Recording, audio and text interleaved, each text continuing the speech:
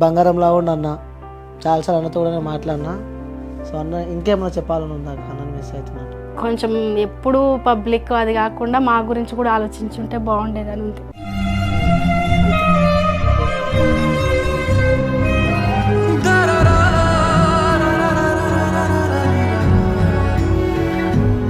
చిన్న ఏజ్ పిల్లలు పాపం, ఆ ఏజ్లో నాన్నతో ఆడుకోవాల్సిన ఏజ్. ఇంకోటి అన్నకి పాప అంటే కూడా ఫుల్ ఇష్టం అని మాకు తెలుసు. చాలా మిస్ అవుతున్నారు, మిస్ అవుతారు.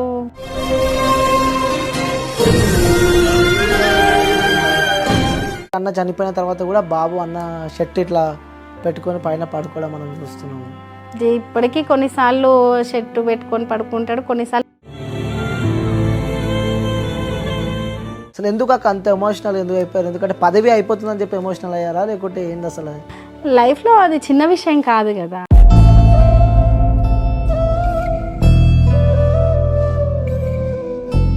జనాల్లోకి వెళ్తున్నారు, జనాలతో మాట్లాడుతున్నారు, కలుస్తున్నారు. సో ఎలా అనిపిస్తుంది ఆ వాతావరణం? చాలా పెద్ద బాధ్యత పెట్టి వెళ్ళిండు నా మీద. ఖచ్చితంగా నేను ఆ బాధ్యత ఎవరేని అనుకున్నా నువ్వుండే రాజాన రాజు నువ్వే, బంటు నువ్వే, మంత్రి నువ్వే, సైన్యం. ఎంపీగా పోటీ చేయబోతున్నారని చెప్పి కూడా వార్తలు వస్తున్నాయి. దాన్ని మీరు ఏమంటారు? రాజకీయ నాయకులకు ఉండాల్సిన అన్ని అర్హతలు నాకున్నాయని. తెలంగాణలో కాంగ్రెస్ పార్టీ అధికారంలోకి రాగానే రేవంత్ రెడ్డి బాబాయ్ అని చెప్పి పిలుస్తుంది. సో నెక్స్ట్ త్వరలో కాంగ్రెస్ పార్టీకి రాబోతుంది అన్నట్టు కూడా కొన్ని వార్తలు వింటున్నాం మనం. దీనిపై మీ అభిప్రాయం ఏమంటారు? ఒక ఉమ్మడి జిల్లాలో ఒకటి సామాజిక వర్గాల్లో రిలేషను. హాయ్, హలో, నమస్తే, వెల్కమ్ టు క్యూబ్ టీవీ. నేను మీ జర్నలిస్ట్ అని. సో ఈరోజు నేను ఇంటర్వ్యూ చేయబోయే గెస్ట్ తెలంగాణ రాష్ట్ర మాజీ గిడ్డంగుల చైర్మన్ సాయిచంద్ అన్న వాళ్ళ వైఫ్ అన్నమాట. సో రజనీ సాయిచంద్ మరణం తర్వాత కూడా ఆ చైర్మన్ పదవి రజనీ గారికి రావడం జరిగింది. దాని తర్వాత కూడా వచ్చిన కొన్ని రోజుల్లోనే పదవి అనుభవిస్తుంది. కొన్ని రోజుల తర్వాతనే కూడా చేజారిపోయిన పరిస్థితి మనం చూస్తున్నాం. ఎందుకంటే తెలంగాణ రాష్ట్రంలో కాంగ్రెస్ పార్టీ వచ్చిన తర్వాత కూడా ఆ చైర్మన్ పదవులకి ప్రతి ఒక్క రాజీనామా చేసిన విషయం మనందరికీ తెలిసిందే. సో దాని తర్వాత కూడా కొన్ని వార్తలు మనం ఈ మధ్యలో బాగా చూస్తున్నాం. త్వరలో మహబూబ్నగర్ నుంచి కూడా ఎంపీగా పోటీ చేయబోతుంది. అలాగే ఎమ్మెల్సీ స్థానాల్లో కూడా రజనీ గారిని పెడుతున్నారని మనకు వార్తలు అయితే వస్తున్నాయి. అసలు వాస్తవంగా ఎలా నడుస్తుంది? ఎందుకంటే సాయిచంద్ అన్న చనిపోయి కూడా 8 months అవుతున్న తర్వాత లైఫ్ ఏ విధంగా ఉంది? సో అక్క మాటలు అడిగి తెలుసుకునే ప్రయత్నం అయితే చేద్దాం. అక్క నమస్తే. అక్క నమస్తే అనిల్. అక్క బాగున్నారు అక్క? పర్లేదు. సో 8 months అవుతుంది అక్క సాయిచంద్ అన్న మనకు దూరం అయ్యి. సో ఎలా ఉంది అక్క ఈ 8 months? ఇక గండం అంటారు కదా, దినదిన గండంగా అయితే ఉంది. డేస్ ఇంతకుముందు చాలా ఫాస్ట్గా వెళ్ళిపోయేవి అనిపించేది. ఇప్పుడు అసలు రోజులు గడవట్లేదు ఏంది అన్నట్టు ఉంది. అసలు అన్ఎక్స్పెక్టెడ్ అక్క, అది అసలు ఎక్స్పెక్ట్ కూడా చేయలేదు ఎవరు. సో అన్ఎక్స్పెక్టెడ్గా అయిపోయింది. సో దాని తర్వాత కూడా చైర్మన్ పదవి మీకు రావడం జరిగింది. సో ఏ విధంగా ఫుల్ఫిల్ చేశారు అక్క అది? అంటే నాకు ఫుల్ఫిల్ చేశానని నేను చెప్పుకున్నా అది అబద్ధం అయింది. ఎందుకంటే నేను ఉన్నది కూడా చాలా తక్కువ పీరియడ్. నాకు ఇచ్చిన 3 నెలల లోపు ఎలక్షన్ కోడ్ ఆ లోపు నాకు తెలిసి ఒక 4 నెలల పీరియడ్ ఉన్నాను అంతే. నేను 4 months ఉన్నాను. కాబట్టి అది సరే ఒక బాధ్యతగా తీసుకొని నేను చాలా రెస్పాన్సిబిలిటీగా అయిన తర్వాత చెయ్యాలి అని చెప్పేసి ఉన్న పీరియడ్ వరకు అయితే నేను నా వర్క్ ఎఫర్ట్ అనేది పెట్టాను. బట్ తర్వాత ప్రభుత్వాలు మారడం, జీవో ఇష్యూ చేయడము, తీసేయడము, ఇవన్నీ జరిగాయి. అసలు ఎక్స్పెక్ట్ చేశారా అక్క? ఇది కూడా ఎక్స్పెక్ట్ చేశారా ఇంత జల్దీ మీ పదవి అయిపోతుంది, నెక్స్ట్ కాంగ్రెస్ పార్టీ అధికారంలోకి వస్తుంది అని చెప్పి? అంటే నేను యాక్చువల్గా ఈయన ఇన్సిడెంట్ తర్వాత కొంచెం బ్లాంక్, అంటే ఏమీ ఆలోచించకుండా, అంటే ఏం ఆలోచించలేదు, ఆలోచన కూడా తట్టలేదు. అది ఫేస్ చేస్తేనే తెలుస్తుంది. యాక్చువల్గా మనం ఒక మ్యూట్లోకి వెళ్ళిపోతామంటాం కదా, అట్లా అయిపోయింది లైఫ్. సో ఇచ్చారు బాధ్యత, గౌరవార్థం తీసుకున్నాను కాబట్టి ఆయన మార్క్ ఉండేటట్టు నేను పని చేయాలి, ఖచ్చితంగా సాయి అనుకున్నది నెరవేర్చాలి అనే దిశగా ఇది ఒక స్టెప్ అవుతుంది అని చెప్పేసి బలంగా పనిచేశాను. బట్ ఇలా అవుతుంది అటువంటి ఆలోచన, ఎందుకంటే మనం ఆ ఇన్సిడెంట్ తర్వాత మన గురించే మనం ఆలోచించుకోము, ఇంకా భవిష్యత్తు గురించి ఏం ఆలోచిస్తాం.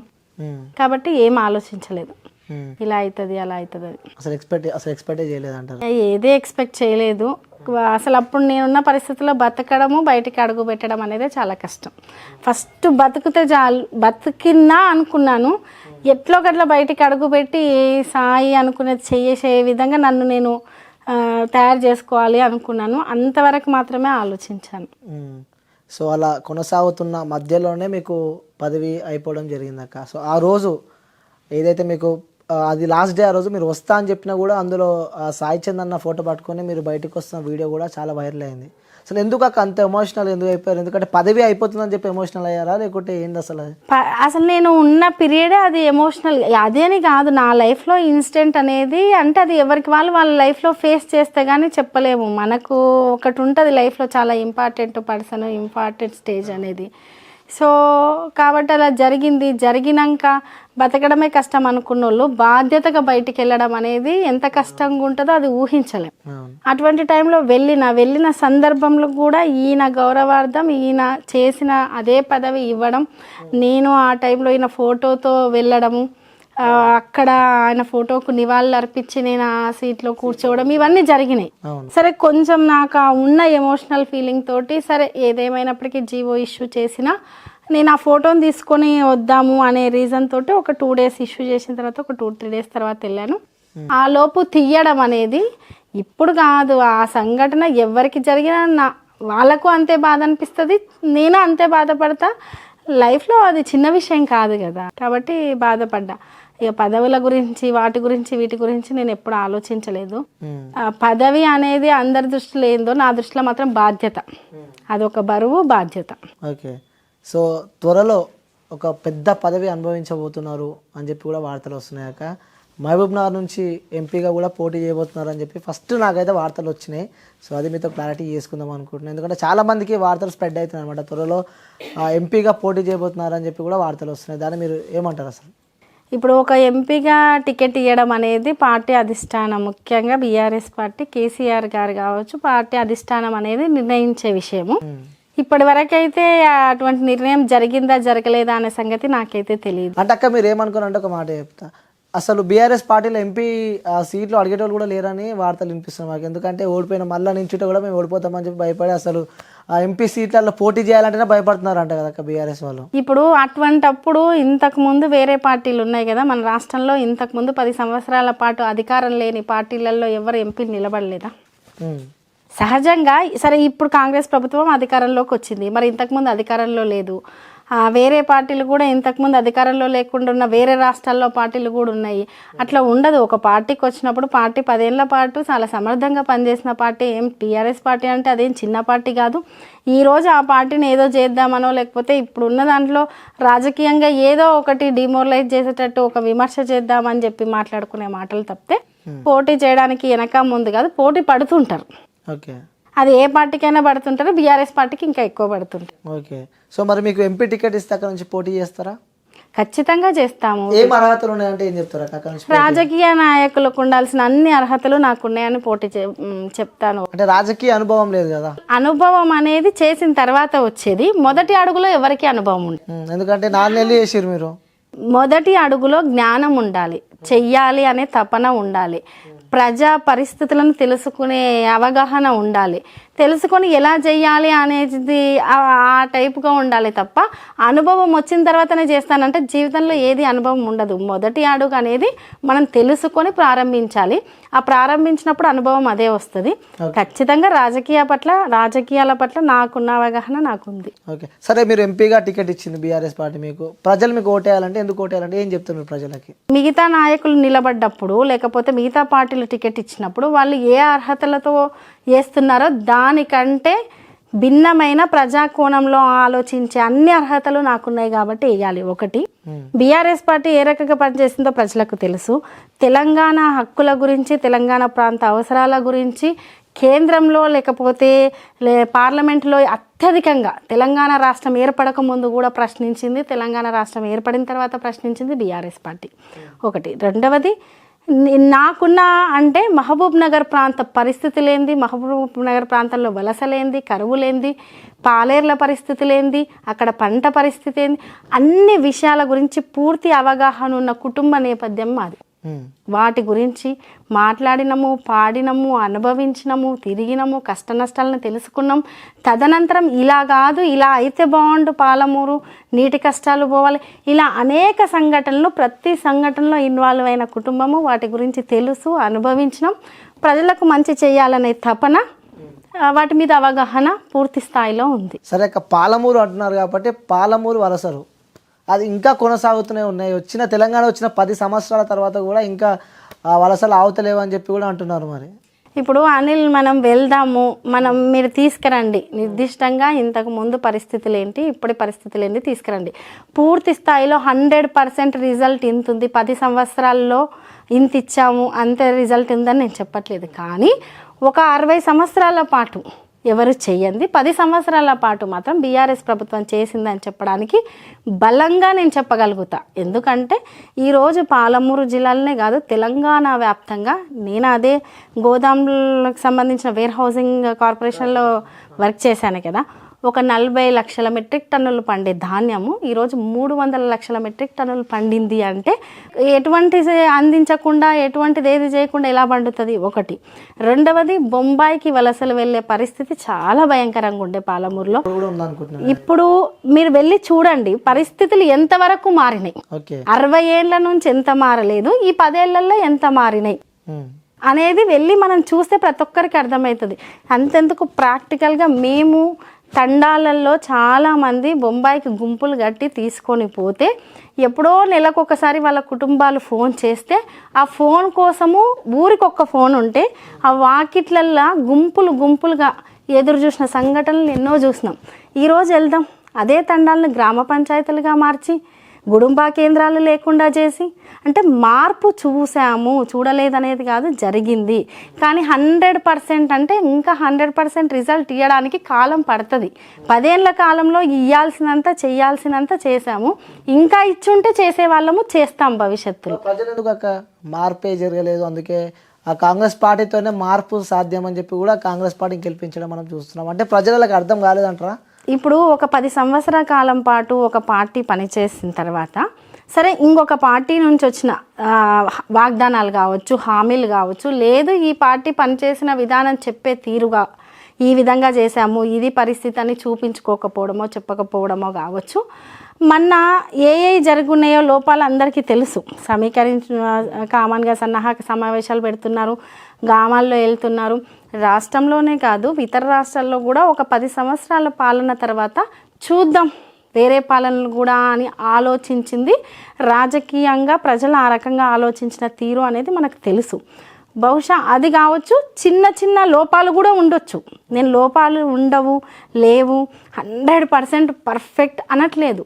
కానీ ఇంతకుముందు 60 ఏళ్ళ పాలనతో పోలిస్తే ఈ 10 ఏళ్ల పాలన అనేది, ఇంతకుముందు మన పక్క రాష్ట్రాలతో పోలిస్తే ఈ 10 ఏళ్ల పాలన అనేది, ఈ బీఆర్ఎస్ పార్టీ చేసిన పాలన అనేది మెరుగ్గా ఉంది అంటున్నాను. ఓకే.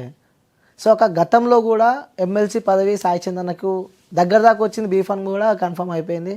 సో వెంటనే మళ్ళీ ఆ బీఫామ్ రిటర్న్ కూడా మనం చూస్తున్నాం. అంటే చేయి దాకా వచ్చిన తిండి చిన్నకుంటేనే పక్కన పోయినట్టు వెళ్ళిపోయింది అది. సో ఇప్పుడు కసిరెడ్డి నారాయణ రెడ్డి కూడా ఎమ్మెల్సీకి రాజీనామా చేసి ఎమ్మెల్యేగా కూడా గెలవడం జరిగింది.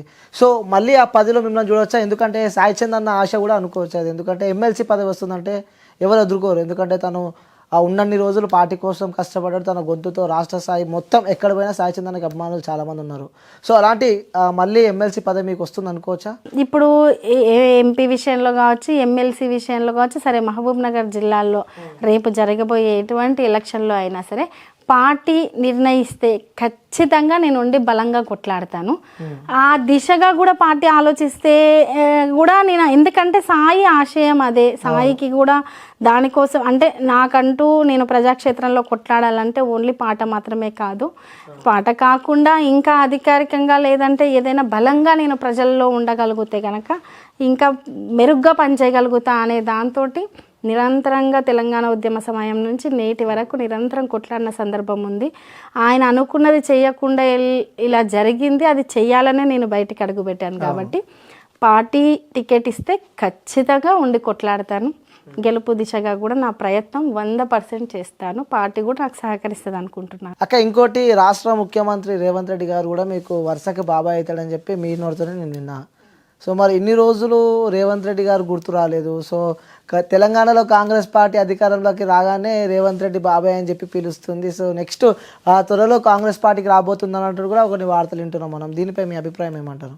ఒకటి, రిలేషన్ గురించి ఇప్పుడు వచ్చిన వాళ్ళకు తెలిసింది, అడిగిర్రు.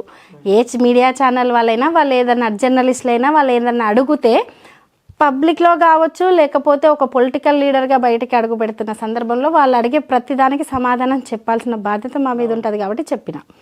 రెండవది రిలేషన్ అంటే ఈ రోజు ఆ రోజు అని కాదు, ఏ రోజు రిలేషన్లు గుర్తుపెట్టుకొని ఏం చేసింది కూడా ఏం లేదు. ఎవరం ఆ రోజు రిలేషన్ అని పోయి ఏదో రిలేషన్ అని కలుపుకొని పోయింది లేదు, ఈ రోజు రిలేషన్ అని చెప్పి కలుపుకొని పోయింది లేదు. అది సహజం. ఒక ఉమ్మడి జిల్లాలో ఒకటే సామాజిక వర్గాల్లో రిలేషను పొజిషన్లో ఉండొచ్చు, అపోజిషన్లో ఉండవచ్చు, డబ్బు ఉన్న వాళ్ళు ఉండొచ్చు, డబ్బు లేని వాళ్ళు ఉండొచ్చు, సాధారణ అది సహజం. రేవంత్ రెడ్డి గారు సీఎంగా ఉన్నారు కాబట్టి మీకు రిలేషన్ అంట అని అడిగితే అవును అని చెప్పిన మాట వాస్తవం. ఒకటి కాంగ్రెస్ పార్టీలోకి వెళ్ళడము అంటే యాక్చువల్గా ఇప్పుడు సోషల్ మీడియాని ఎలా చూస్తున్నామంటే మనం తమ్నైల్స్ వాళ్ళకి మనం మాట్లాడింది ఒకటి ఉంటుంది. బేసిక్గా మీరు లోపల మొత్తం మ్యాటర్ చదువుంటే మీకు అర్థమయ్యేది. మీరు చదవలేదని నేను అనుకుంటున్నాను. చదువుంటే నేను పూర్తిగా క్లారిటీ ఇచ్చాను కాబట్టి క్వశ్చన్ మార్క్ పెట్టేసారు. ముఖ్యం కదా వీడియోలోకి వెళ్ళాలంటే ఫస్ట్ తమ్నైల్ ముఖ్యం. ఇప్పుడు మనం వీడియోలోకి వెళ్తాం కదా, ఈ తమ్నైల్ పెట్టండి ఆ తమ్నైల్ పెట్టండి అని ఇప్పుడు నువ్వు వచ్చావు, నువ్వు మాట్లాడుతున్నావు, ఏ తమ్నైల్ పెడతావో నేను ఎట్లా ఊహించగలుగుతాను? నువ్వు మాట్లాడిన దాంట్లో దానికి క్వశ్చన్ మార్క్ వేస్తావా? మాట్లాడింది ఉంటుంది, ఎందుకంటే మీరు ఒక పొలిటీషియన్. సో మీకు తమ్నైల్ పెట్టాలంటే ఆషామాష కాదు అది, ఎందుకంటే ఒక పొలిటీషియన్ కాబట్టి ఆ జనాల్లో మీకు మంచి పేరు ఉంటుంది కాబట్టి నెగిటివ్గా పెట్టలేము తమ్నైల్. సో మీరు మాట్లాడిందే మా మీడియా ఛానల్ ఏదైనా కొంచెం అటు ఇటు చేసినా పెడతారు, కానీ అందులో ఉండే మ్యాటర్ అయితే అదే పెడతారు. అవునా? వెళ్తుంది వెళ్ళింది లేకపోతే క్వశ్చన్ మార్క్ పెట్టారంటేనే మనం అర్థం చేసుకోవాలి. ఒకవేళ వెళితే కనుక మనం వెళ్తున్న వాళ్ళను లేకపోతే వెళ్ళాలనుకుంటున్న వాళ్ళను చూసిన క్రమంలో వెళ్ళడమో కలవడమో మాట్లాడడమో ఎన్నో జరుగుతున్నాయి. అటువంటివి ఏమన్నా మీరు చూసారా? చూడలేదు కదా, జస్ట్ తమ్నైల్ మాత్రమే చూసారు కదా. సరే అక్క, మీ బాబాయ్ అంటారు కదా, ఎప్పుడైనా కలవడం జరిగిందా అంటే గతంలో కూడా? బిఫోర్ అంటే ప్రత్యక్షంగా ఫేస్ టు ఫేస్ కలిసి మాట్లాడుకునే సందర్భాలు అయితే ఎప్పుడు లేదు. కామన్గా ఫంక్షన్లు అయితే కలవడం అట్లా. ఫంక్షన్ అంటే అది ఏదో చిన్నగా అట్లా కాకుండా పెద్ద పెద్ద ఫంక్షన్స్లలో కామన్గా ఎదురుపడడం కలవడం అట్లా జరిగింది. అంటే సాయి చంద్ అన్న ఎప్పుడు మీతో ఏమంటున్నాయి అక్క అంటే రాజకీయానికి సంబంధించి కూడా తను ఎప్పుడు తన పాటలతో ప్రతి ఒక్కరిని సాయన్న పాటలు వింటుంటే అసలు కింద కూర్చున్నవాడు కూడా లేచి డ్యాన్స్ ఆడుతుండే, అంత ఊపు. కేసీఆర్ని కూడా డ్యాన్స్ ఆడిపించిన రోజులు ఉన్నాయి. తను ఒక పాట పాడుతుంటే అంతమంది ఇన్స్పిరేషనల్ పాటలు కూడా చాలా బాగా పాడుతుంటాడు.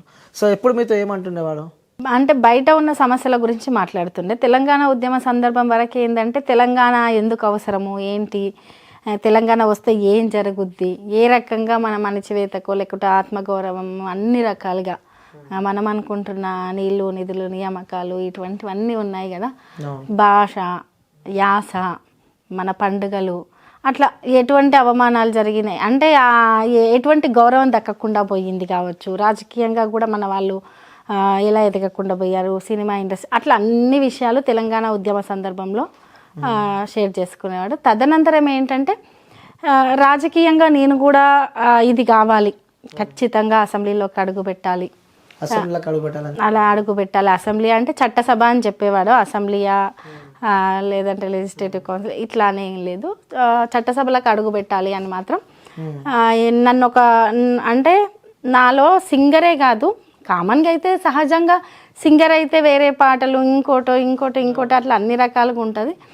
నేను కొంచెం రాజకీయ అవగాహన, నేను ఏ రకంగా ప్రజలకు చేయాలనుకుంటున్నా ఈ దృష్టి నా మీద మరలకుండా చేస్తుంది నా పాట. నాకున్న గొంతు నాలో ఉన్న ఒక నాయకుడిని అనే దాన్ని ఎక్కువ చూపించలేకపోతుంది. పాట రూపంలో ఎక్కువ అట్రాక్ట్ అవుతారు. నాలో ఉన్న నాయకుడిని గాయకుడిని మాత్రమే కాదు నాయకుడిని కూడా నేను చూపించాలి అంటుండే. అది ఎక్కువగా చెప్పేవాడు. సరే ఒక గాయకుడిగానే కదా నువ్వు అందరికీ తెలిసావు, సరే ప్రజా గాయకుడిగా తెలిసావు అంటే గాయకుడిగానే నేను ఇంత చేయగలిగినప్పుడు ఒక నాయకుడిగా నేను ఎంత చేయగలను, ఏ రకంగా చేయగలను, నా పని విధానం ఎట్లుంటుంది, ప్రజలతో నేను ఎట్లా మెలుగుతా, ఒక లీడర్ అంటే ఎట్లుంటాడో చూపించాలి, అలా మాట్లాడాడు. మస్తు కళలు ఉండేమో అన్నయ్య, పక్క చట్టసభలకి వెళ్ళాలని చెప్పి చాలా ఆశపడ్డాడు. సో అసలు మీరు ఎక్స్పెక్ట్ చేశారక్క అంటే ఈ రాజకీయాల్లోకి వస్తా, నెక్స్ట్ ఇలా చైర్మన్ అవుతా, రాజకీయంలోకి మీరు ఇలా వస్తారని చెప్పి అసలు మీరు ఎక్స్పెక్ట్ చేశారా? అసలు బేసిక్గా నాకు ఎట్లా అంటే నాకు కొంచెము ఫ్యామిలీ లైఫ్ బాగా ఇష్టం. రాజకీయాల్లో అంటే నాకు సహజంగా సాయి ఫస్ట్ నుంచి ఏది ఉన్నా అంటే తెలంగాణ ఉద్యమ సందర్భం ఉన్నా లేకపోయినా ఆయన ఎంతసేపు స్టూడెంట్స్, పబ్లిక్ ఈ టైపు మాటలే ఉండేవి కాబట్టి ఈయన లైఫ్ జర్నీ మొత్తం ఇటే ఉంటుంది, అంటే రాజకీయ కోణంలోనే ఉంటుంది, పబ్లిక్ రిలేటెడ్ లైఫే ఉంటుంది అనేది ఒక ఐడియా ఉంది. కాబట్టి నేను ఏంటంటే కొంచెం కుటుంబ బాధ్యతలు, సాయికి ఏదైతే ఇష్టం ఉందో ఆ టైప్గా ఎంకరేజ్ చేయడము, అలా ఉండాలని మాత్రమే కోరుకున్నా. అట్లా ఉండడమే నాకు ఇష్టం. అవకాశం ఉంటే ఇప్పుడు కూడా సాయి ఉంటే అలాగే ఉండాలని ఉంది నాకు. ఓకే. సో ఇప్పుడు ప్రతిరోజు బిజీ అయిపోయారక్క, అంటే జనాల్లోకి వెళ్తున్నారు, జనాలతో మాట్లాడుతున్నారు, కలుస్తున్నారు. సో ఎలా అనిపిస్తుంది ఆ వాతావరణం? అసలు ఇంత కష్టపడి ఇంతమంది ప్రేమ అనుకోండి, అభిమానమే అనుకోండి, ఆప్యాయత అనుకోండి, అంత పొంది అసలు ఎక్కడికి వెళ్ళిపోయిండు అనిపిస్తుంది ఫస్ట్. రెండవది చాలా పెద్ద బాధ్యత పెట్టి వెళ్ళిండు నా మీద. ఖచ్చితంగా నేను ఆ బాధ్యత నెరవేర్చాలి అనిపిస్తుంది. చిన్న ఏజ్ పిల్లలు పాపం, ఆ ఏజ్లో నాన్నతో ఆడుకోవాల్సిన ఏజ్. ఇంకోటి అన్నకి పాప అంటే కూడా ఫుల్ ఇష్టం అన్నట్టు మాకు తెలుసు. పాపతో కూడా రీల్స్ అవి మేము చూస్తూ ఉంటాము. సో పాప కొంచెం చాలా టైం స్పెండ్ చేసేవారని చెప్పి కూడా మేము విన్నాం. అసలు నాకు తెలిసి ఒక ఫాదర్ ఇంత మంచిగా అంటే ఇంత బిజీగా ఉండి మళ్ళీ దొరికిన ఇంత తక్కువ టైం కూడా ఇంత మంచిగా స్పెండ్ చేస్తారా అనుకుంటారు చూసేవాళ్ళు. అది చూస్తేనే తెలుస్తుంది. చాలా మిస్ అవుతారు. రోజులు గడిచే కొద్దీ బాధ పెరుగుతుంది కానీ తగ్గదు. సో మీకు కూడా అంటే గతంలో నేను విన్నా, నైట్ పడుకున్నప్పుడు కూడా ఎవరో వచ్చి డోర్లు సపోర్ట్ చేస్తున్నారని. సో సాయన్న గొంతే మీకు వినిపిస్తుంది, మైండ్ మొత్తం ఆ వాయిసే వినిపిస్తుంది అని చెప్పి కూడా నేను విన్నా. ఇప్పుడు ఎట్లుందాక? నాకు ఈ రోజు వరకు కూడా మనిషి ఉన్నాడనే అనిపిస్తుంది. ఇప్పటికీ నాకు ఉన్నాడు. ఎక్కడో మీటింగ్ అవుతుంది, లేదు ఇంకేనా వెళ్ళిండు, లేదు ఒక స్టేజ్ మీద పాట పాడుతుండో అనిపిస్తుంది. కొన్నిసార్లు రాత్రిళ్ళు వస్తుండు, డోర్ కొట్టు పిలిచినట్టు అసలు మెంబర్ ఆఫ్ టైమ్స్, ఒక్కసారి అని కాదు చాలా సార్లు అనిపిస్తుంది. కొన్నిసార్లు నేను ఏదన్నా అల్లిసిపోయి పడుకుంటే ఎందుకు పడుకున్నావు, చాలా పనులు ఉన్నాయి కదా లే అని లేపినట్టు అనిపిస్తుంది ఇప్పటికీ. ఇంకోటి అన్న చనిపోయిన తర్వాత కూడా బాబు అన్న షర్ట్ ఇట్లా పెట్టుకొని పైన పడుకోవడం మనం చూస్తున్నాము. ఇప్పటికీ కొన్నిసార్లు షర్టు పెట్టుకొని పడుకుంటాడు, కొన్నిసార్లు షర్టు వేసుకొని పడుకుంటాడు. ఇవి నాకు ఎప్పుడు సరిపోతాయి అన్నట్టు కూడా మాట్లాడుతుంటాడు బాబు. తర్వాత కూడా మీతో ఎప్పుడన్నా మాట్లాడడం జరిగిందాక? అదే సాయిచంద్ అన్న గురించి పిల్లలు రోజు మాట్లాడుకుంటాం మేము. లేడు అనే విషయము మా దృష్టిలో ఇప్పటికీ లేదు, ఉండదు. మేము రోజు ఉన్నట్టే మాట్లాడుకుంటాం. రేపు వస్తాడో, ఎల్లుండి వస్తాడో, లేకపోతే 1 month తర్వాత వస్తాడు. ఇగో నానిది చెప్పిండు, అది చెప్పిండు, ఇలా నిరంతరం మా ఇంట్లో మేము ముగ్గురం మాట్లాడుకుంటే ఖచ్చితంగా సాయి గురించి మాట ఉంటుంది. మాట్లాడుకుంటాం. సాయి ఉన్నప్పుడు ఎట్లుందో మా ఇంట్లో అట్లే ఉంది. మార్పు ఏంటంటే సాయి ఉన్నప్పుడు కొంత 100 మంది వచ్చేవాళ్ళు, కలిసి భోజనం చేసే, అది కొంచెం తగ్గింది. అంటే రావడం పలకరియడం వరకు ఓకే, బట్ సాయి ఉన్నప్పుడు ఉండే ఎన్విరాన్మెంట్ ఉండదు కదా, అది తగ్గింది తప్ప లేడు అనేటట్టు మా ఇంట్లో మేమేం లేము. మాతోటే ఉన్నాడు, ఉంటాడు, ఉండేటట్టే ఉన్నాము. ఒక మనిషి లేకుండా అయిన తర్వాత వస్తువులు కూడా మనిషికి సంబంధించినవి మార్చేస్తారు, మేము ఏది మార్చలే. అవి అట్లే ఉన్నాయి, అక్కడనే ఉన్నాయి. నిన్న కూడా కొన్ని బట్టలు నేను ఐరన్కి ఇచ్చి పంపించిన, కొన్ని తీస్తా, అటు ఇటు చదువుతా, మళ్ళీ ఇచ్చి పంపిస్తా. అట్లా సాయన బట్టలు ఇంకా ఐరన్కి ఇచ్చి మళ్ళీ పంపిస్తూ ఉంటారు ఇప్పటికీ కూడా. నిన్ననే తీసుకొని వచ్చిన, అప్పుడప్పుడు మేము తీయడం. అంటే లేడు అనేది మాకు ఇప్పటికీ రావట్లేదు, రాదు, ఉండం కూడా అట్లా. అంటే అన్న సాంగ్స్ కానీ అక్క ఇప్పటికీ అంటే చాలా సభలు కూడా మిస్ అవుతున్నాయి. ఇంకోటి కూడా అక్క, తెలంగాణలో బీఆర్ఎస్ పార్టీ ఓడిపోవడం రీజన్ కూడా సాయిచంద్ అన్న పాట లేకనే అని చెప్పి కూడా కొంతమంది అంటున్నారు. ఎందుకంటే సాయి అన్న స్టేజ్ పైన పాట పాడుతుంటే మాత్రం ఆ ఊపు, ఆ ఎనర్జీ మాత్రం ఎవరు తెలియరు నాకు తెలిసి. ఇప్పుడున్న ఆ సింగర్లు నేను కూడా ఓపెన్గా చెప్తున్నాను, ఎందుకంటే నేను కూడా సాయిని చూసిన, దగ్గరికి వెళ్ళి చూసిన వ్యక్తిని కాబట్టి. అన్న ఆ పాట పాడుతుంటే ప్రతి ఒక్క లైన్ అక్క ఏదైనా కానీ సెకండ్ ఇట్లా పాట పాడేస్తుంటారు. సో అలాంటి సభలు కూడా సాయిచంద్ అన్న లేని లోటు ఇంకా తీర్చలేము కొన్ని బీఆర్ఎస్ సభలలో అని కూడా కొన్ని వార్తలు మనం వింటున్నాం. సాయి ఎట్లంటే ఒక సింగర్గా ఏదో పేమెంటో లేకపోతే టెంపరవరీగా పెయిడ్ ఆర్టిస్ట్గానో మనీ తీసుకొని పార్టీకి వెళ్ళడం, ఈ పార్టీలనో ఆ పార్టీలనో లేకుంటే ఈ స్టేట్లనో లేకుంటే ఇంకో స్టేట్లనో అట్లా పనిచేసిన వ్యక్తి కాదు. పార్టీలనే తెలంగాణ ఉద్యమం నుంచి ఉండి ఆ పార్టీ లైన్ అనేది అర్థం చేసుకొని పబ్లిక్కి ఏది అవసరము ఏంటి అని అర్థం అంటే ఒక పొలిటీషియన్లో ఒక నాయకుడుగా ఒక కవి ఉంటే, ఒక సింగర్ ఉంటే, దాన్ని ఇప్పుడు ఒక నాయకుల్లో ఒక రచయిత ఉంటే ప్రజలకు ఏది అవసరమో ఒక బుక్ రాస్తాడు ఒక దాని గురించి. ఒక నాయకుల్లో ఒక సింగర్ ఉంటే ప్రజలకు ఏది అవసరమో అది పాడతాడు, ఎలా మారుతుందో అది పాడతారు. అట్లే ఒక నాయకుల్లో ఒక కవి ఉంటే ప్రజలు ఏది మారుతుందో, ఏది అవసరమో, ఏది భవిష్యత్తుకు కావాలనో అది రాసి పాడతారు. అది సాయి. ఓకే, అంటే 2003లో మీ మ్యారేజ్ అయింది కదా, 2023లో అన్న చనిపోవడం అని చూస్తాం. అంటే సుమారు 20 ఏళ్ళు అంటే ఎంతో కష్టపడి పెళ్ళి చేసుకున్నారు. ఎందుకంటే ఇంటర్ క్యాస్ట్ మ్యారేజెస్, మీరు వేరే కులము, అన్న వాళ్ళు కూడా వేరే కులము. సో చాలా కష్టం. ఈరోజు రేపట్లో అప్పట్లోనే మీరు ఎదిరించి పెళ్ళి చేసుకున్నారు అంటే కూడా అది ఒక గొప్పనే చెప్పుకోవచ్చు. ఎందుకంటే ఈ జనరేషన్లో కూడా కొంతమంది భయపడుతున్నారు, ఎందుకంటే ఇంకా క్యాస్ట్ పిచ్చి ఇవన్నీ దీనికోసం భయపడుతున్నారు. సో మీరేం చెప్దాం అనుకున్నారు అక్క? అంటే ఎలా ఎదురించి పెళ్ళి చేసుకున్నారు, ఇంట్లో వాళ్ళు ఏమన్నారు అసలు? ఎందుకంటే చిన్న కులం అనే చెప్పుకోవచ్చు సాయన్న వాళ్ళది, అట్లా ఇంట్లో వాళ్ళు ఏమన్నారు? నా దృష్టిలో సరే ఇవన్నీ మనం క్రియేట్ చేసుకున్నది, ఇది చిన్నది ఇది పెద్దదని నేను చెప్పను.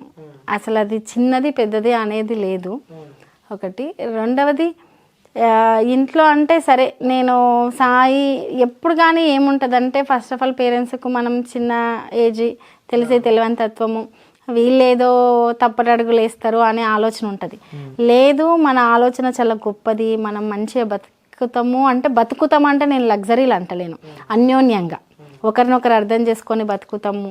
మన ఆలోచనలో లేకపోతే మన లైఫ్ స్టైల్ మీద మనకు ఒక ఐడియా ఉంది, అది పేరెంట్స్కి చెప్పి ఒప్పించి చేసుకుంటే ఇంకా మంచిది. పేరెంట్స్ కూడా పిల్లల్ని కొంత అర్థం చేసుకుంటే కొన్ని విషయాల్లో మంచిది. సరే, అందరికీ అది పాసిబుల్ కాదు, అందరూ పేరెంట్స్ ఒకలాగా ఉండరు, అందరూ మ్యారేజ్ చేసుకునే వాళ్ళ ఒకలాగా ఉండరు.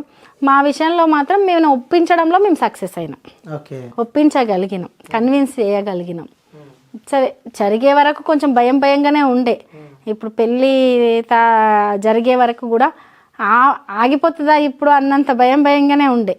బట్ ఒప్పించగలిగినాం, పెళ్ళి చేసుకున్నాం. పెళ్ళి చేసుకున్నాక కూడా మేము మాకంటూ కొన్ని గోల్స్ ఉంటూ దాని గురించి కష్టపడుతూ ఇలాగే ఉన్నాం. ఏ రోజు ఆ కుటుంబం మీదో ఈ కుటుంబం మీదో పెద్దగా ఆధారపడి, లేకుంటే వీళ్ళకి ఎందుకు పెళ్లి చేసాం, లేదు ఏదైనా గొడవలు ఉండో, అలా ఎప్పుడూ లేము మేము. ఓకే, అంటే స్టూడెంట్ ఆర్గనైజేషన్ కాబట్టి స్టూడెంట్స్లలో కూడా అంటూ ఉంటారు కదా, అరే నిజంగానే చేసుకుంటారు అరవై పెళ్ళి అన్నట్టు కూడా కొన్ని మాటలు వింటుంటాం. ఎందుకంటే ఇక స్టూడెంట్స్ అన్నప్పుడు అవన్నీ కామన్. సో అలాంటి ఎప్పుడైనా మీరు వినడం జరిగిందా? అది సహజం. ఆ ఏజ్లో మన ఏజ్ గ్రూప్ వాళ్ళు కావచ్చు, లేకుంటే పెద్దవాళ్ళు కావచ్చు, వీళ్ళు ఏం చేసుకుంటారో, ఏం కలిసి ఉంటారో, ఏదో ఈ ఏజ్ అలా అట్లా అట్రాక్షను అట్లా డిఫరెంట్గా మాట్లాడుకోవడం అది ఎవరికన్నా ఉంటుంది. మాకు ఇంకా కొంచెం ఎక్కువ కూడా ఉంది, ఎందుకంటే డిఫరెంట్ క్యాస్ట్. ఇంకా మా జిల్లాల్లో ఇది ఉమ్మడి పాలమూరు జిల్లాలో చాలా బలంగా ఉంటుంది ఇది. కాబట్టి అనుకున్నారు, చాలా అనుకున్నారు, ఉండము అనుకున్నారు. కొంతమంది ఇప్పుడు నాకు దగ్గర ఉండే వాళ్ళు కొంతమంది ఆ ఉండని దానికి ఇప్పుడే వీళ్ళు ఇట్లెందుకు మనమే విడకూడదామని ప్రయత్నించిన వాళ్ళు ఉన్నారు, అట్లా చాలా మంది ఉన్నారు. నేను అంటే ఫ్యూచర్లో సాయితోటి ఉండలేనేమో, అదేదో ఇప్పుడే విడగొడితే అయిపోద్ది అలా అనుకున్న వాళ్ళు ఉన్నారు. అంటే అక్క మీరు ఒక యంగ్ లీడర్ కాబట్టి ఈ జనరేషన్కి ఏం చెప్దాం అనుకుంటున్నారు? ఒకటి అండి, ఫస్ట్ జనరేషన్కి స్టడీ చాలా ఇంపార్టెంట్. చాలామంది అనుకుంటారు చదువు మనకు ఉద్యోగాన్ని ఇస్తుంది, చదువు మనకి ఇంకా చదువు ఫస్ట్ ఆఫ్ ఆల్ మనము దేన్ని ఎలా ఆలోచించాలి అనే దాన్ని నేర్పిస్తుంది, ఒక పద్ధతిని నేర్పిస్తుంది.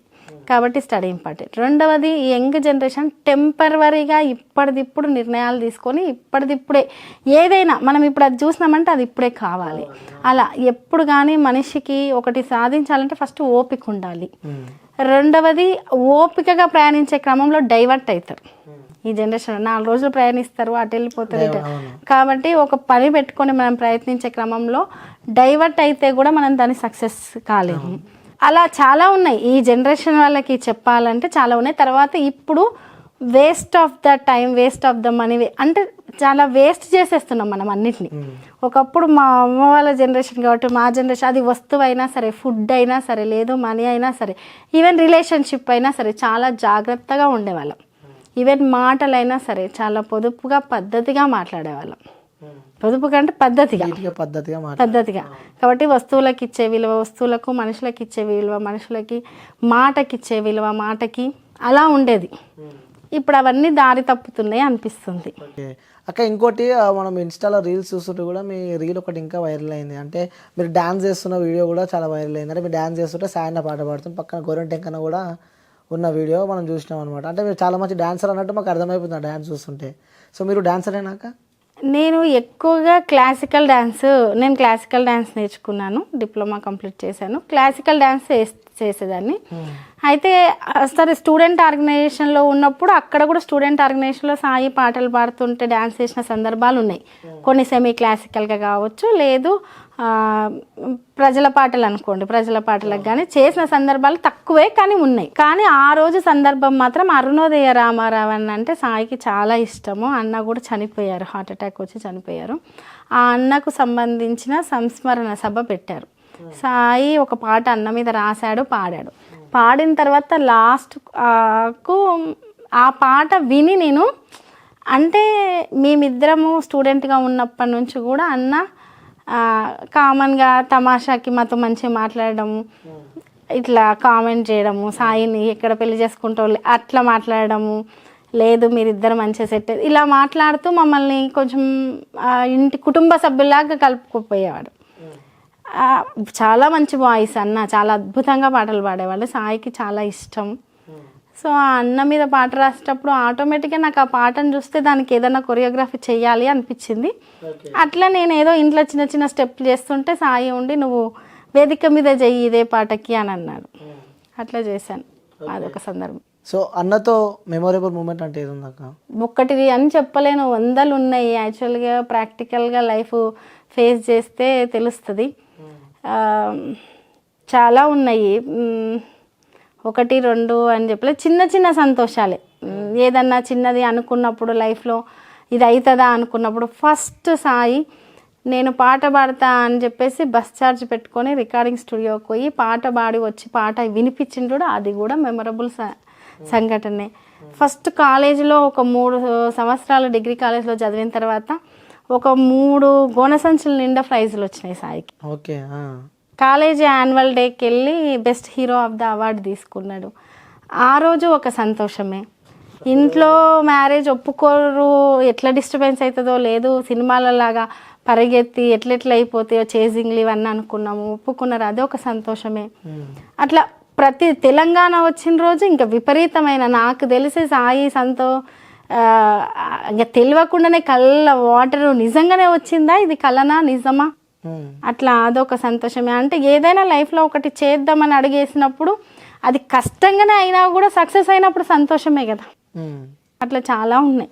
సో ప్రతిదీ అన్నతో ఉన్న ప్రతి మూమెంట్ సంతోషమే అంటారు? ప్రతి మూమెంట్ ఇంకా అది నేను మాటల్లో చెప్పలేను. అది ప్రాక్టికల్గా మేము చాలా సంతోషంగా ఉన్నాం, ఎన్నో మెమరబుల్ డేస్. అన్నతో ఉన్న ప్రతి మూమెంట్ హ్యాపీ మూమెంట్ అంటారు అక్క? ఖచ్చితంగా ప్రతి మూమెంట్, మా పాప పుట్టినప్పుడు, ఎవ్రీ మూమెంట్. సో అన్న ఎక్కువ సంతోషపడ్డది తెలంగాణ వచ్చిన తర్వాత, బీభత్సంగా హ్యాపీ అయిపోయిన అనమాట. తెలంగాణ వచ్చినప్పుడు ఒకసారి బాగా సంతోషపడ్డాడు, పాప పుట్టినప్పుడు ఒకటి బాగా సంతోషపడ్డాడు. అంటే బిగ్గెస్ట్ అనుకోండి లైఫ్లో. ఓకే. అప్పుడు ఒకసారి సరే 10 ఏళ్ళ నుంచి కష్టపడితే ఒక చిన్న అనౌన్స్మెంట్ వచ్చినప్పుడు సంతోషపడ్డాడు. బట్ అది ఎక్కువ కాలం నిలవలేదు, అదొకటి బాధ ఉంటుంది. సాయి అంటే నాకు ఒక కోరిక ఉండే, సరే ఒక 14-15 ఇయర్స్ నుంచి ఇంత కష్టపడుతుండు, ఖచ్చితంగా నేను లీడర్గా నిరూపించుకోవాలి అనేది ఉంది. అందరికీ సింగర్గా తెలుసు, లీడర్గా కూడా తెలుసు. కానీ లీడర్గా ఇప్పుడు చట్టసభల్లో ఉండే లీడర్ వేరే కదా, కామన్గా వేరు కదా. ఒక్కసారి అక్కడ సాయి ఉండి ప్రమాణ స్వీకారము ఏదైనా చేస్తే నాకు చూడాలని కోరుకుంది. ఆ సంఘటన తను జరిగితే తన కళ్ళలో సంతోషం చూడాలని ఉండే. అంటే ఒక స్టెప్ ఎక్కినట్టు కదా, తను అనుకున్న దాంట్లో, తను కష్టపడ్డ దాంట్లో ఒక స్టెప్ ఎక్కినట్టు కాబట్టి అది చూడాలని ఉండే. ఆ కోరిక చట్టసభల్లో అన్న ప్రమాణ స్వీకారం చేస్తుంటే చూడాలని నాకు బలంగా నాకుండే అది కోరిక. ఎందుకంటే నేను ఆ కష్టాన్ని దగ్గరుండి చూసిన కదా. ఇప్పుడు మనం బాగా కష్టపడ్డ వాళ్ళు ఒక అచీవ్మెంట్ అనుకోండి, ఏదన్నా అనుకోండి, అది అయితే అది వాళ్ళ ఆ సంతోషము ఏదో ఇంకా మనకు అదే కదా బిగ్గెస్ట్ లైఫ్లో. సో ఇంకోటి అన్న పాట కూడా నాన్ స్టాప్గా పాడతాడు, చాలాసేపు దీర్ఘం తీస్తాడు, గొంతులో కూడా చాలా ఎఫెక్ట్ అవుతుంటుంది. సో ఆ పాటనే అన్నను కూడా మన నుంచి దూరం చేసిందని చెప్పి కూడా కొన్ని వార్తలు వస్తుండే, ఎందుకంటే తను ఎప్పుడు నైట్ టైం కూడా బాగా రాసుకునేవాడు అంట కదా, పాటలు ప్రిపేర్ అయ్యేవాడు.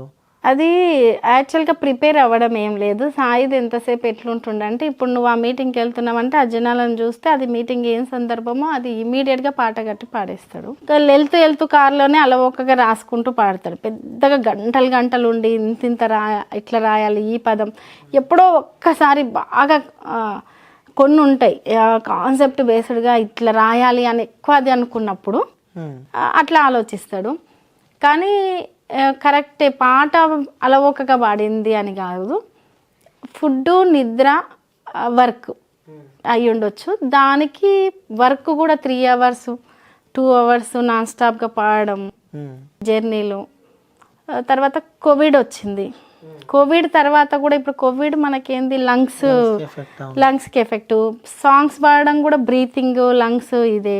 ఆ తర్వాత కూడా నాన్ స్టాప్ వర్క్, స్ట్రెస్, అనేక కారణాలు అయి ఉండొచ్చు. ట్రావెలింగ్ కూడా అనుకోవచ్చు. ట్రావెలింగ్, నిద్ర, ఫుడ్ టైమింగ్, బాగా హార్డ్ వర్క్ చేయడము. దాంట్లో ఇప్పుడు హార్డ్ వర్క్ అంటే వేరే లీడర్స్ ఎట్లుంటుంది అంటే, పలానా మీటింగ్కి వెళ్ళడమో, గంట మాట్లాడడమో, లేదంటే పబ్లిక్లో లైట్లీనదిగా ఒక 3 hours 4 hours నాన్ స్టాప్. మళ్ళీ తెలంగాణ మూమెంట్ నుంచి చాలా సందర్భాలు పొద్దున ఒక మీటింగ్, మధ్యాహ్నం ఒక మీటింగ్, రాత్రి ఒక మీటింగ్, 4, 5, 3, 12 అట్లా ఏ టైమింగ్లో వస్తామో ఏ టైమింగ్లో వెళ్తామో కూడా తెలియనంత అది. సో చివరి రోజు కూడా మీతో ఫ్యామిలీతో కలిసి తను ఫామ్ హౌస్లో టైం స్పెండ్ చేస్తారు. అదే నైట్లో కూడా ఆ చివరి వచ్చే టైంలో కూడా మీతో మాట్లాడడం జరిగింది. అక్క చివరి మూమెంట్స్ మాట్లాడుకున్నాం. మేము ఇద్దరం కలిసినామంటే అంటే తక్కువ టైం, ఎప్పుడు బిజీగా ఉంటారు కాబట్టి, ఇంటికి వచ్చిరంటే మేమిద్దరమే కాబట్టి మాట్లాడుకుంటూనే ఉన్నాము. అంటే రీసెంట్గా ఒక 1.5 అంతకుముందు కూడా మేము ఎక్కువ పొలిటికల్ విషయాలే మాట్లాడుకుంటాము.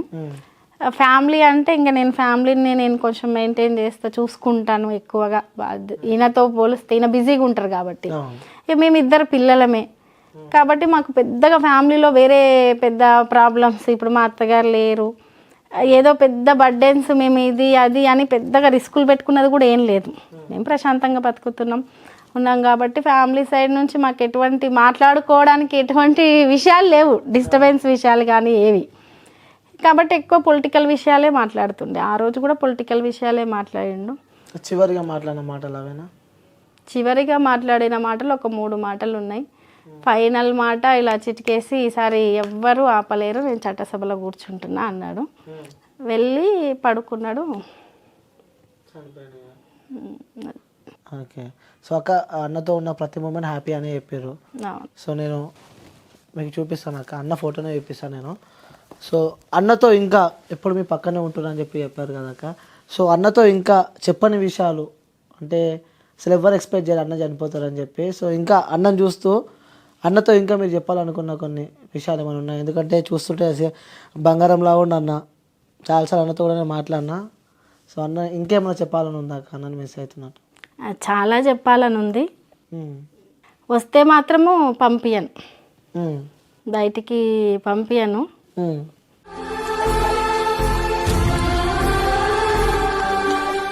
సాయికి అనిపిస్తే నువ్వు బలంగా ఏది ఫీల్ అయినావో అది నేను చేసి చూపించే చచ్చిపోతా అని చెప్పాలని ఉంది. అది బలంగా కొట్లాడే అన్న అనుకున్నది నేను చేసి చూపించిన తర్వాతనే నా ప్రాణం పోతుంది అని చెప్పాలని ఉంది. ఇంకేమన్నా ఉందాక చెప్పాలని? కొంచెం ఎప్పుడు పబ్లిక్ అది కాకుండా మా గురించి కూడా ఆలోచించుంటే బాగుండేదని ఉంది.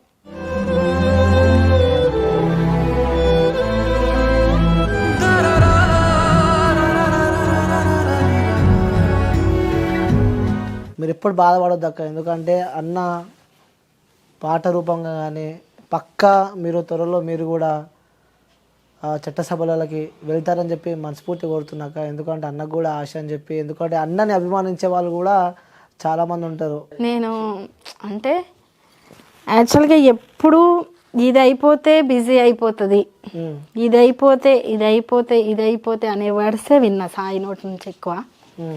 నేను కూడా ఏంటంటే సరే నేను ఏ రోజు డిస్టర్బ్ చేయలేదు సాయి వ్యాక్స్ని, ఎందుకంటే తను నాకు తెలిసి ఎంత కష్టపడి వచ్చిండు, దేనికోసం కష్టపడుతుండు.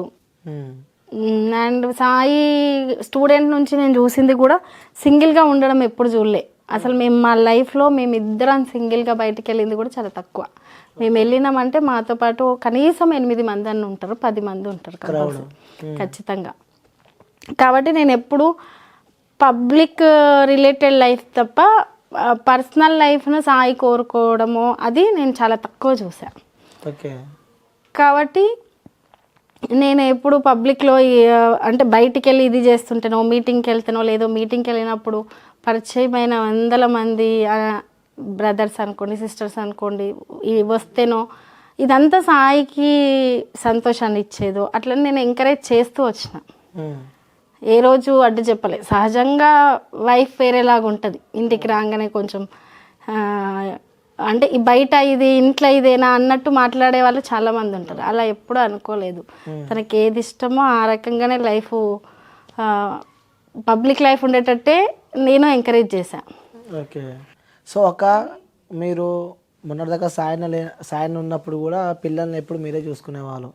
సో ఇప్పుడు మీరు సాయన్న చనిపోయిన తర్వాత కూడా మీరు రాజకీయంలోకి రావడం జరిగింది, చైర్మన్గా కూడా అయిపోయింది, బాధ్యతలు కూడా స్వీకరించారు. సో నెక్స్ట్ ఇంకా ముంగడికి వెళ్ళాలంటే కూడా తిరగాల్సి వస్తుంది, ప్రజలలో తిరగాల్సి వస్తుంది. సో ఆ పాపను కానీ బాబుని కానీ మిస్ కావాల్సి వస్తుంటుంది. సో వాళ్ళని ఏ విధంగా ఇప్పుడు ఎలా ఉన్నారు వాళ్ళు? ఓకే, పర్లేదు. అంటే అడుగుతుంటారు, చెప్పాను కదా మా ఇంట్లో లేడు అన్నట్టు మేమేం లేదు, మేము ఉన్నాడు అనే దాంట్లోనే ఉన్నాము. అంటే మిమ్మల్ని మిస్ అవుతూ ఉంటారు, ఎందుకంటే మీరు కూడా రాజకీయంలోకి వచ్చారు, మీరు తిరగాల్సి వస్తుంటుంది బయట. నేను అంటే ఆల్మోస్ట్ ఎట్లుంటుంది ఇప్పుడు ఈయనది వేరు. ఈయన ఏంటంటే మీటింగ్ మొత్తం అరేంజ్ చేసే నుంచి తర్వాత ఇప్పుడు నాది వేరు కదా. పర్టికులర్ టైం అంటే ఈ టైంకి వెళ్ళడం, ఈ టైంకి రావడం, కొంచెం పిల్లలు స్కూల్ తర్వాత హోంవర్క్స్, ట్యూషన్, ఎక్స్ట్రా యాక్టివిటీస్ అదంతా అయ్యేసరికి ఆల్మోస్ట్ 8:30, 9 అవుతుంటుంది. ఖచ్చితంగా నైట్ మాత్రం ఒక 1/2 అవర్ మాట్లాడుకుంటాం. అదొక అలవాటు. ఫస్ట్ సాయి ఉన్నప్పటి నుంచి అయినా సరే కంపల్సరీ మేము మాట్లాడుకుంటాం. సో అట్లా వాళ్ళు షేరింగ్ ఏదో ఒకటి షేర్ చేసుకోవడం, వాళ్ళతో స్పెండ్ చేయడం. అంటే రాజకీయంలోకి వస్తే ఫ్యామిలీకి కూడా దూరం కావాల్సి వస్తుంటుంది అక్క, ఎందుకంటే సాయన్న కూడా చనిపోయినాడు. పిల్లలకి ఎట్లుంటుంది అంటే ఉన్నది మేము ముగ్గురమే కాబట్టి ఏదన్నా నాతోటే ఫ్రెండ్లీగా షేర్ చేసుకునేటట్టు ఎన్విరాన్మెంట్ ఆ రకంగా ఉండేటట్టు చూసుకుంటున్నా. నాతో ఫ్రీగా అన్నీ చెప్పేటట్టు, షేర్ చేసుకునేటట్టు, ముగ్గురం ఉండేటట్టు, బయట బిజీని వాళ్ళ మీద చూపించకుండా. డబల్ ఓపిక అనుకోండి. ఇక అన్ని రకాలుగా బ్యాలెన్స్ చెయ్యాలి, చేస్తా, ఇంకా అలవాటు చేసుకోవాలి. సో మొత్తం కష్టపడుతున్నాను అనుకోవచ్చాక, అటు రాజకీయాన్ని ఇటు ఫ్యామిలీని. ఎందుకంటే ఒక్క దగ్గర మైనస్ అయినా మొత్తం మైనస్ అయిపోతుంది, ఎందుకంటే పిల్లల దగ్గర మైనస్ అయినా కూడా అరే మమ్మీ అన్నట్టు కూడా కొంచెం ఉంటుంది. అది కష్టం అంటే కూడా చిన్న వర్డ్ అవుతుంది. అటువంటి కష్టాలు చాలా మంది పడుతుంటారు సొసైటీలో. నిజంగా చెప్పాలంటే ఎవరి కష్టం వాళ్ళకే ఎక్కువ. చాలా మంది పడుతుంటారు. నా లైఫ్లో ఇటువంటి కష్టం పడాల్సి వస్తుందని నేను కల్లో కూడా అనుకోలేదు. పడతా. కష్టం అనే పడడం కూడా చాలా చిన్నగా అనిపిస్తుంది నాకు దీని కింద. ఇంకోటి అక్క, అంటే సాయన్ని మనం గుర్తు చేసుకుంటాం కాబట్టి అన్నకి ఇష్టమైన పాట ఏదైనా? మ్యాక్సిమం అన్ని పాటలు అన్నకి ఇష్టమే. అన్నలో నుంచి మీకు ఇష్టమైన పాట ఏదన్నా? చాలా ఉన్నాయి, ఇంతకు ముందు కూడా చెప్పాను చాలా సందర్భంలో. అమ్మ పాట ఒకసారి మా కోసం పాడదక్క పాట. అంటే మీరు డీప్ ఎమోషనల్ ఉన్నారు, సో కొంచెం రిలాక్స్ అండి, ఒకసారి ఆ పాట పాడరా? నేను ఇప్పటివరకు ఎప్పుడు పాటలు పాడలేదు. బహుశా నేను అంటే సాయిని చూసిన తర్వాత ఇంకా పాటలు పాడొద్దని డిసైడ్ అయినా. అంటే సాయి చాలా బాగా పాడతాడు కదా, సో అందుకని సాయి ముందర చిన్న హమ్మింగ్ కూడా ఎప్పుడు నేను చేయకపోతున్నా. మిస్టేక్ అయినా కూడా తిడుతుండేనేమో కదా? మిస్టేక్ అయితే తిట్టడం ఏం లేదు అసలు. సాయికి అట్లా తిట్టడం అటువంటి అలవాటు లేదు, ఏదైనా కూల్గా చెప్తుండే. కానీ బాగా ఒక చదివే వాళ్ళ దగ్గర వాళ్ళు రాని వాళ్ళు రాస్తే ఎట్లుంటుంది అట్లుంది అనమాట నా పరిస్థితి. సో అందుకని పాడకుంటుంటే సరే 2 లైన్స్ అయితే పాడతాం.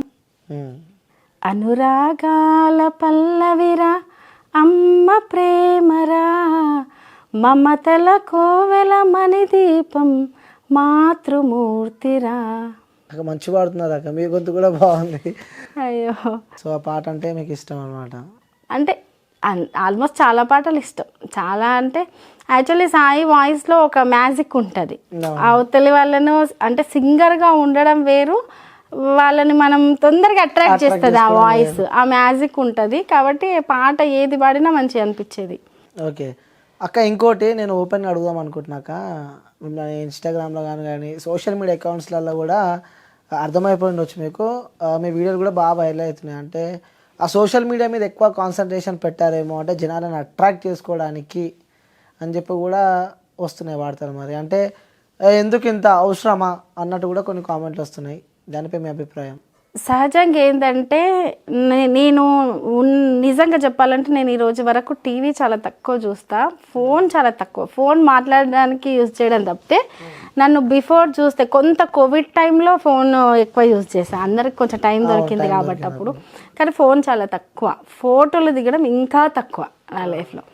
కానీ ఆఫ్టర్ అంటే సాయి తదనంతరం ఏంటంటే ప్రతి ఒక్కరికి ఒక వేదిక కావాలి ఒకటి. రెండవది సోషల్ మీడియాలో పెట్టేవి చాలా వరకు నేను పెట్టను.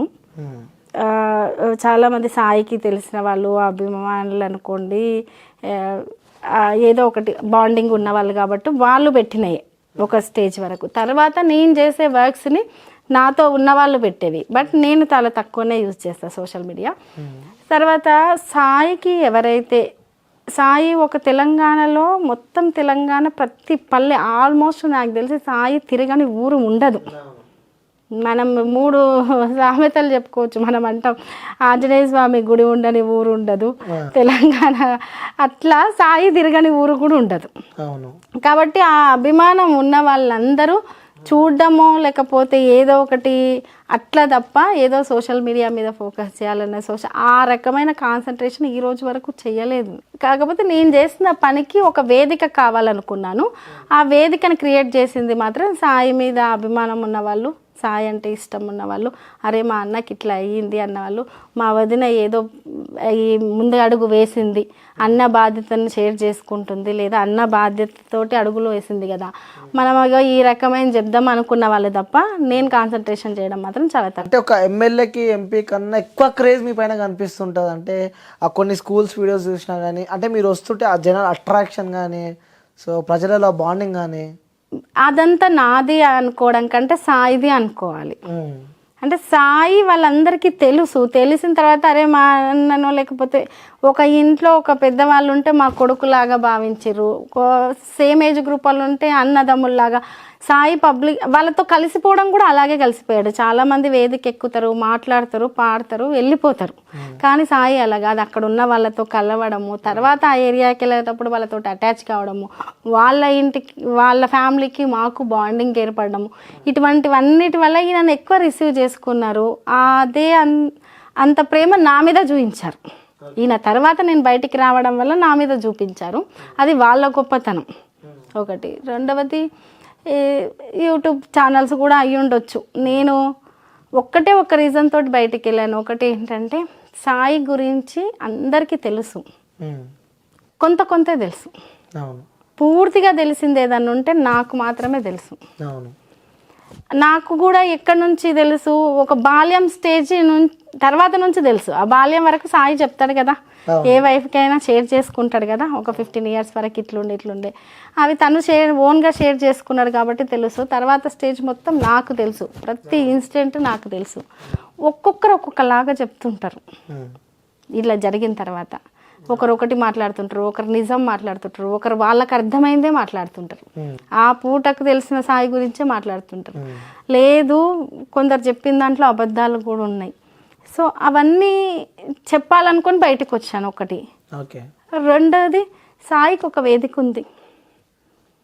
మరి రజని సాయి ఇది చెయ్యాలనుకుంటున్నప్పుడు, సాయి ఏం చేయాలనుకుంటున్నా అది చెయ్యాలనుకుంటున్నప్పుడు నేను వెళ్ళి పాడడము లేకపోతే నేను వెళ్ళి ఇదో అదో అంటే మరి నేను ఏం చేస్తాను అనేది చెప్పాలి కదా, అందుకు బయటకు చెప్పాల్సి వస్తుంది. ఉట్టిగానే నేను చేస్తానని చెప్పి ఇంట్లో కూర్చుంటే సరిపోదు, ఎవరు రిసీవ్ చేసుకోరు.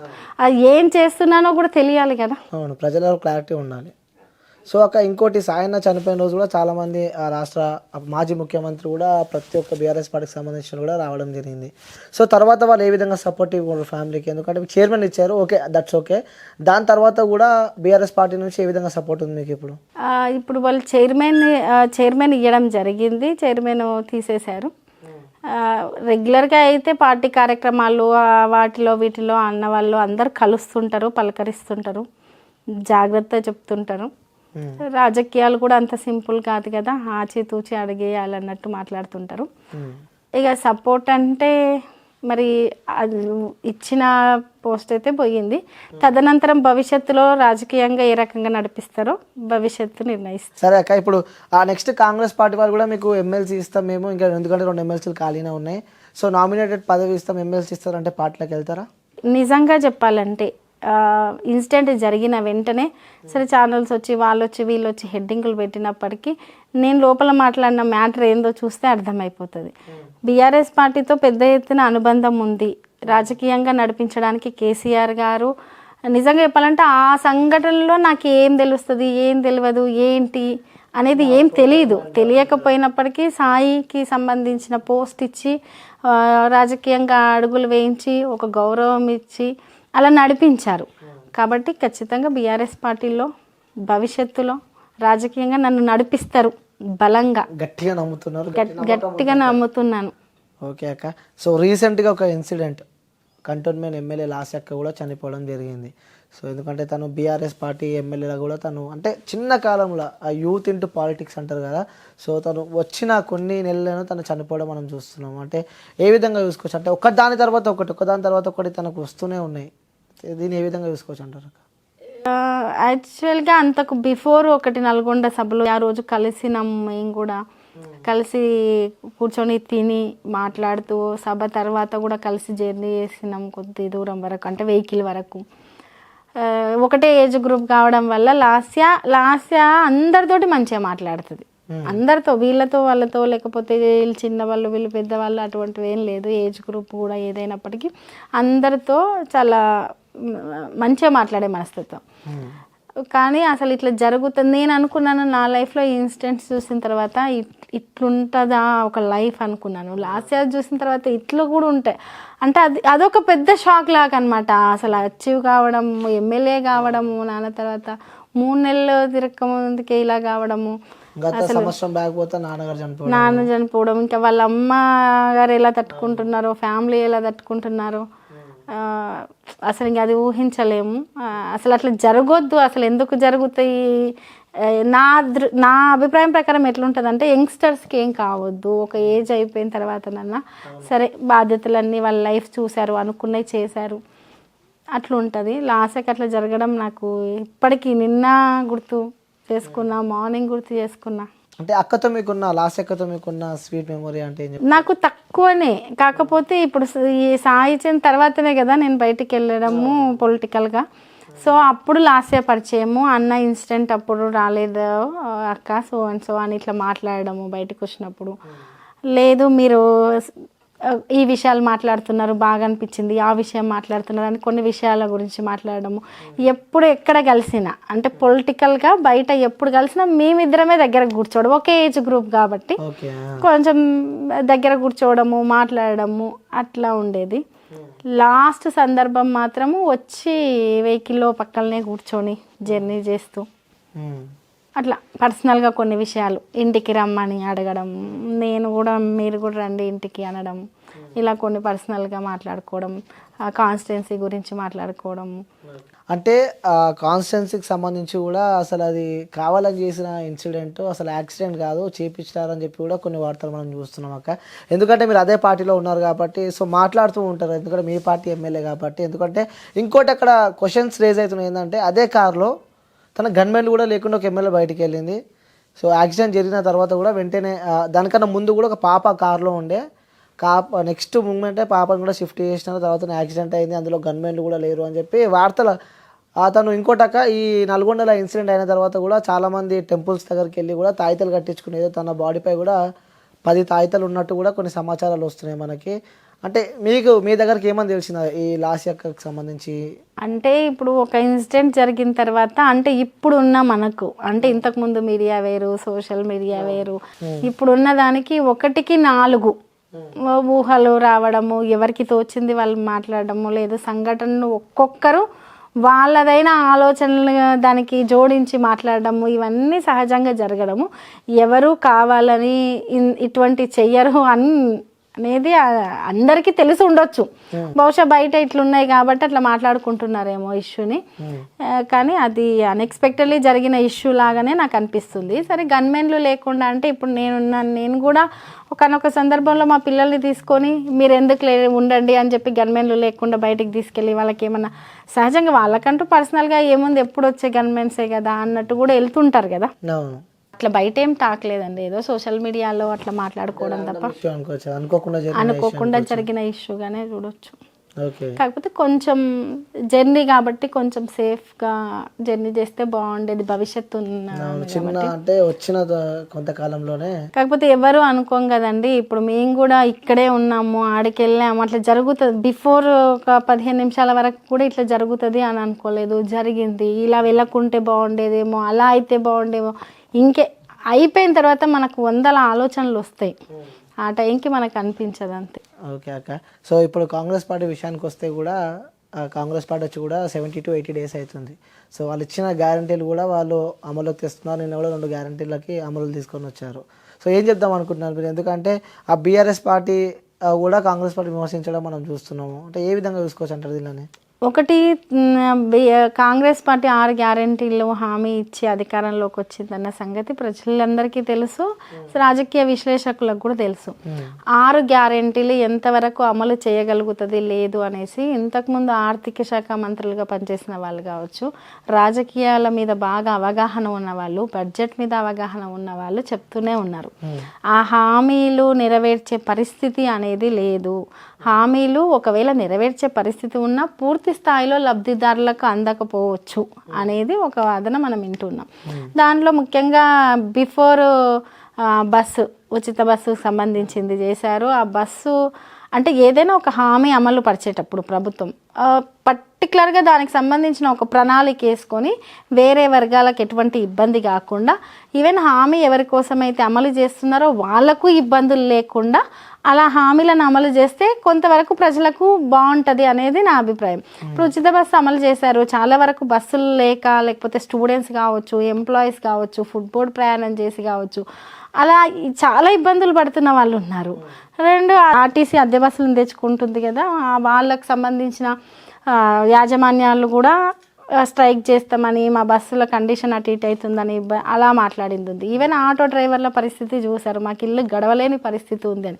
ఆటో డ్రైవర్స్ ఏం రిచ్ గారు కదా, వాళ్ళ పరిస్థితులు రోజు వస్తేనే పూట గడిచే పరిస్థితి కదా.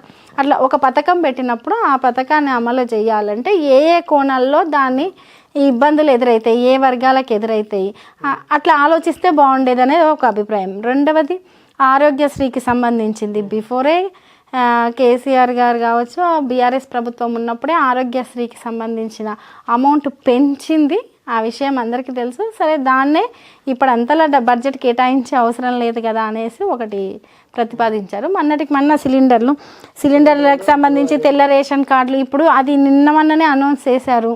అది ప్రాక్టికల్గా నిన్నే అనౌన్స్ చేశారు. ప్రాక్టికల్గా మనము చూసినాక అర్థమైపోతుంది లబ్ధిదారులు ఎంతమంది ఉన్నారు, తెల్ల రేషన్ కార్డుల పరిస్థితి ఏంటి, మళ్ళీ కొత్త తెల్ల రేషన్ కార్డు ఇస్తారా, అంతకుముందు దరఖాస్తులు తీసుకున్నారు, వాటివి ఏమైనాయి, 6 గ్యారంటీలకు సంబంధించిన దరఖాస్తులు తీసుకున్నారు, దాంట్లో తెల్ల రేషన్ కార్డు లేని వాళ్ళు గురించి సపరేట్ కాలం పెట్టినాము, లేదు అక్కడ రాయాలి అన్నారు, కాలం పెట్టలేదు కానీ రాయాలి అన్నారు.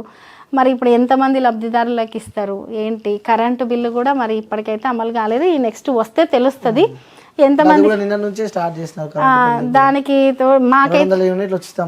నిన్న స్టార్ట్ చేశారు. అంటే ప్రాక్టికల్ గా నేను అనేది ఒక వేదిక మీద ఇదిగో ఇది ఇస్తున్నాము, ఈ స్కీమ్ ఇస్తున్నామని అనౌన్స్ చేశారు. కానీ ప్రాక్టికల్ గా వచ్చేసరికి సిలిండర్ లబ్ధిదారులు కావచ్చు, ఉచిత కరెంటుకు సంబంధించిన లబ్ధిదారులు ఎంతమంది, ఏ ప్రాసెస్ లా వాళ్ళు చెప్తున్నారు కదా, ఇగో ఇది ఉంటే ఇవ్వము, ఇది ఉంటే ఇవ్వము, తెల్ల రేషన్ కార్డు ఉంటే ఇస్తాము, ఇవన్నీ చెప్తున్నారు కదా.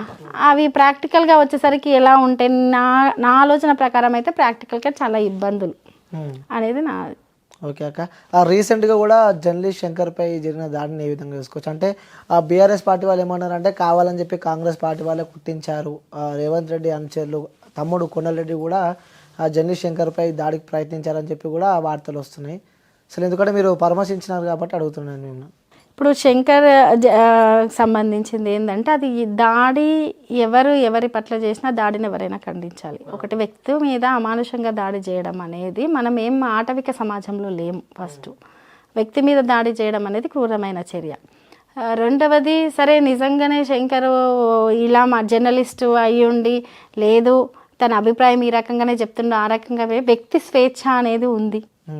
వ్యక్తి స్వేచ్ఛని ఎవరైనా వాక్ స్వాతంత్రం ఉంది, ఎవరైనా వాళ్ళ అభిప్రాయాలను వాళ్ళని చెప్పుకోవచ్చు. అయితే దాడికి సంబంధించిన విజువల్స్ చూస్తే మాత్రం అది ప్లాన్డ్గానే ఉంది. ఈ వ్యక్తులు ఉన్నారా ఆ వ్యక్తులు ఉన్నారా అనేది ఇప్పుడు రేపు కేసు పెట్టి వాళ్ళు వచ్చి ఎవరిని వాళ్ళు వేయరు, కానీ ఆ దాడి మాత్రం ప్లాన్డ్గా చేసినట్టే ఉంది. మేము కూడా ఈయన వేదికల మీద సభల మీద పాట పాడినప్పుడు అటువంటి వందల దాడులు, ఇప్పుడు సోషల్ మీడియా ఉంది, అప్పుడు సోషల్ మీడియా లేదు. మేము చిన్న పాపను వేసుకొని మా బాబు పుట్టిన 5 months కూడా మా కార్ల మీద దాడులు, రాళ్ళ దాడులు జరిగిన సందర్భాలు వందలు ఉన్నాయి. చైర్మన్ అయిన తర్వాత కూడా గద్వాల అయింది కదా చైర్మన్ ఆలంపూర్ సైడ్ చైర్మన్ అయిన తర్వాత ఒక ఘటన ఉంది. అట్లా వందల అంటే మనం ఒకటి మాట్లాడినప్పుడు కావచ్చు, ఏదైనా బలంగా పాడినప్పుడు కావచ్చు, అవతలి వ్యక్తులు ఆగ్రహంతోనో కోపంతోనో లేకపోతే ఇంకా దేనితోనో అలా ప్రవర్తించిన తీరు చూస్తూ ఉంటాం. కానీ ఈ వ్యక్తులే చేయించారా ఆ వ్యక్తులే చేయించారా అనేది అది చట్ట పరిధిలోది. ఖచ్చితంగా దాన్ని ఆలోచించాలి. అందరికీ తెలుసు. ఇప్పుడు నేను ఈరోజు బహిరంగంగా చెప్పినా చెప్పకపోయినా అటువంటి ఎవరు చేయిస్తారు ఏంటి రాజకీయంగా అనేది అందరికీ తెలుసు. కాకపోతే ఆ దాడి మాత్రం అందరికి ఖండించాల్సిందే. ఓకే అక్క. సో చివరిగా పాలమూరు ప్రజలకి అలాగే తెలంగాణ ప్రజలకి ఏం చెప్దాం అనుకుంటున్నారు అక్క? ఒకటి, సాయిని ఎంత ఆదరించారో, ఎంత అభిమానించారో, ఎంత ఇంటి మనిషిలాగా దగ్గరికి చేసుకున్నారో, అంటే ఉద్యమ సందర్భం నుంచి ఆ ఇన్సిడెంట్ జరిగే వరకు నన్నే అంతే రీతిలో వాటి కుటుంబ సభ్యుల్లాగా యావత్ తెలంగాణ సమాజం అనుకోండి, మా పాలమూరు అనుకోండి, కుటుంబ సభ్యుల్లాగా దగ్గరికి తీసుకున్నారు. కాబట్టి వాళ్ళు నాకు ధైర్యాన్ని ఇచ్చారు. బయటికి అడిగేయడానికి ముఖ్య కారణం కూడా వాళ్ళే అయ్యారు. ఖచ్చితంగా సాయి ఏదైతే చేయాలనుకుంటుండో అది చెయ్యడానికే నేను అది కష్టపడుతున్నాను, కానీ ఒక ఆశయం కోసం కష్టపడుతున్నాను. దానికి ఖచ్చితంగా వాళ్ళందరూ నాకు ధైర్యాన్ని ఇస్తూ ఇప్పుడు ఈరోజు ఏ రకంగా అయితే నాకు తోడుగా అనుకోండి అండగా అనుకోండి ఉన్నారో అది అంటే నేను చేసే వరకు అదే రకంగా ఉంటారని వాళ్ళను బలంగా నమ్ముతున్నాను, ఆశిస్తున్నాను. వాళ్ళు ఇచ్చిన ధైర్యానికి కూడా వాళ్ళకి కృతజ్ఞతలు చెప్తున్నాను. సో ఓకే అక్క, థ్యాంక్ యూ అక్క. ఆ త్వరలో ప్రభుత్వం ఇస్తే మాత్రం ఎంపీగా చూడాలనుకుంటున్నాం, లేకుంటే ఎమ్మెల్సీగా నన్ను పక్కా చూడాలనుకుంటున్నాం అక్క. సో మీ అనుకున్న గోల్స్ కూడా రీచ్ అవ్వాలని చెప్పి కూడా మనస్ఫూర్తిగా కోరుకుంటున్నాం అక్క. థ్యాంక్ యూ సో మచ్ అక్క. మంచిదండి. ఇప్పుడు ఆపరేషన్ లేకుండానే మోకాళ్లకు ప్లాస్మా ట్రీట్మెంట్, మీ ఆర్థోపెటిక్ సమస్యలన్నిటికీ రోబోటిక్ టెక్నాలజీ ద్వారా తక్కువ ఖర్చుతో శాశ్వత పరిష్కారం, ఫ్రీ కన్సల్టేషన్, ప్రతి ట్రీట్మెంట్ పై 20% డిస్కౌంట్. ఈ ఆఫర్ కొద్ది రోజులు మాత్రమే, త్వరపడండి. V9 hospitals 9281465842.